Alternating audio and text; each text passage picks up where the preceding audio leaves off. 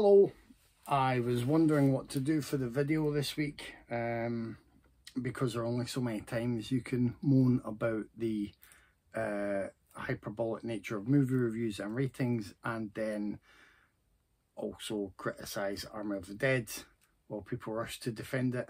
So it's quite lucky that my post that wasn't delivered to me during the week was available to be picked up today. So I got mail. Basically, an Arrow video delivery, and I know I mentioned them last time because of the negative along with the positives. They've just announced it, some good stuff. People are doing their usual, oh, why aren't you doing this? Oh, you're re-releasing too much. At the minute, I'm not really seeing personally a need for me to rush to get like 4K or anything major. If there's a package with 4K and a Blu-ray or it's a freebie, as happened when someone kindly gave me Interstellar because they somehow got 2 copies, I'll take it and I'll play the Blu-ray. People are trying to level up their home cinema equipment as they've been doing over the years, so they may do that. But you know what, for folk who have 4K and they want these movies in 4K, you know, good for them.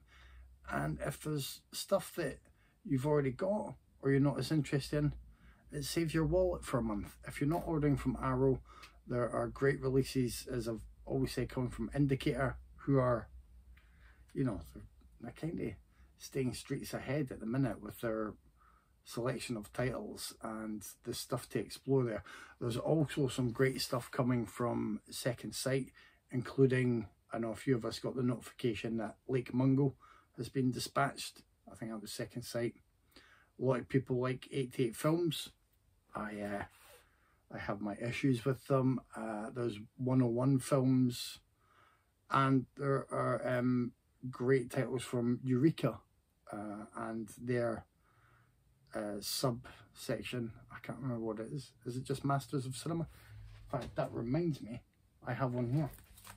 2 seconds. I'll go back here. Arrived earlier in the week. One-arm boxer, which I've never seen, and I'm looking forward to exploring at some point. Again, I buy these. I don't know when I'll get time to watch them, but people would say to me, why don't you wait till we're in the sale, or why do you have to have them all already? It's also about supporting the companies. It's having them to hand when I do want to watch them. These are films that aren't necessarily on a lot of streaming platforms. The Arrow stuff will be on Arrow Player, whatever. Let's move on from that. But I like to have them. I like to support the companies. I like to show that there is an appetite out there for these films. So I get that, even though, so every day I try and watch at least one of the movies on Mubi. I have an OCD about trying to keep up with that. You know, once a week there's Netflix, there's Amazon Prime, there's Shudder, there's stuff for the podcast, there's stuff that I do for my blog every day. So it's a big time commitment, but I like that. I put it on myself. It helps me have patterns and helps me mark off things. I have a bit of an OCD nature about it, and I've spoken to people before about this. For me, it was kind of good in an approach to mental health. If reviews don't appear on my blog daily, I'm not doing very well. So there was a time where there was a week or so where things hadn't appeared, and then I was feeling better and I managed to backdate reviews and do that. But that's an indicator, because that's me in my healthy place and using my patterns and schedules, and everyone has different things. Enough of that. You didn't necessarily come here for a TED talk on mental health and coping mechanisms, but I'm always here if you want to. We're about Facebook, Twitter and all that. Let's get to the delivery at the point. Giants and Toys seems an odd one. I think there's some work in there from Jasper Sharp.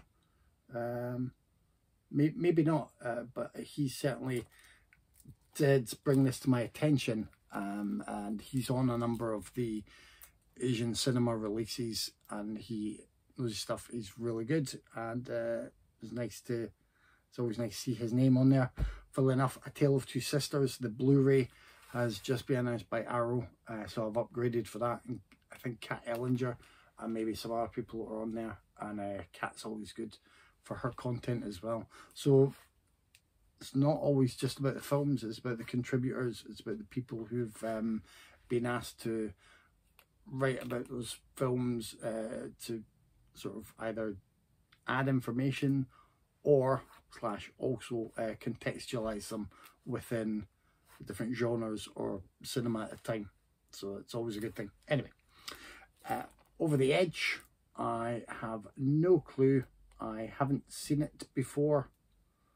I don't know if it'll be any good. I fancied taking a punt on it.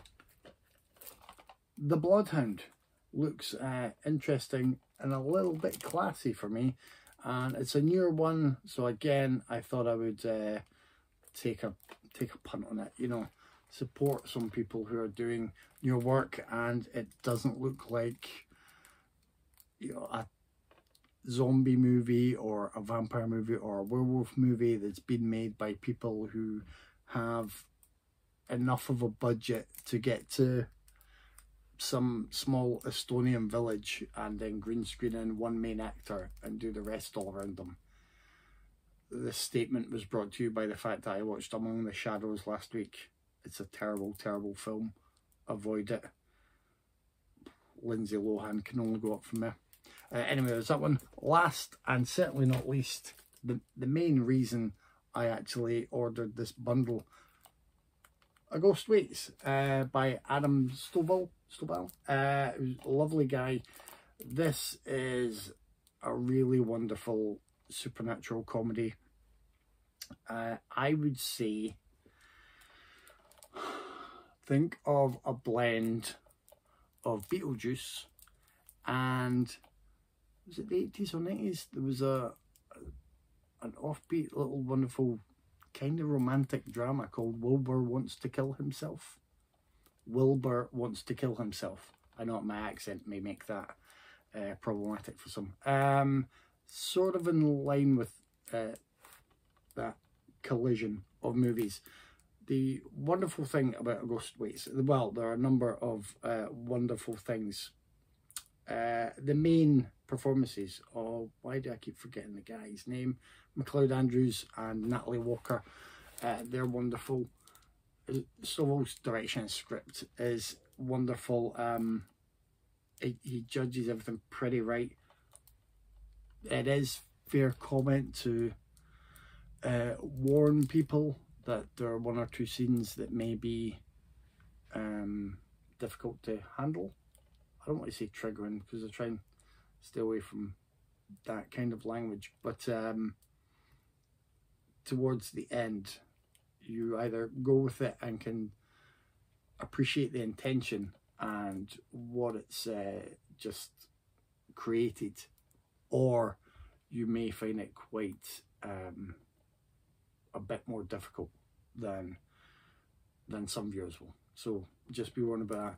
There's also, I can't recall who did the music originally, but this has been worked on by Mitch Bain, who is part of the Strong Language and Violent Scenes podcast. He's a really lovely guy and seems to have created the music for every other podcast in the past 2 years, bar our own. And that's just because I wouldn't force that upon him. And he seemed to be so busy anyway. But he's a lovely guy, and it was lovely to see him get involved with this. The other reason a lot of horror fans may have already bought this or been eagerly awaiting this is it was one of the highlights of the last film festival event that happened before the whole world turned into like global pandemic city. It was Glasgow Fright Fest. There were a number of titles shown there as ever. A Ghost Waits seemed to be one that definitely went down well with pretty much everyone, and it was so lovely. And Adam Stovall was so like sweet and humble in talking about it. Really appreciated the feedback. I can't recall if I grabbed him for a selfie, but I definitely made sure to let him know that I enjoyed the movie and I was looking forward to getting a release, which you can never be sure of with these small films. That's it. No major complaints this week. I'm not going to go on about the reviews, although someone has gone back a few years and found a negative review to bring the score of Paddington 2 on Rotten Tomatoes below 100%. That is big news today.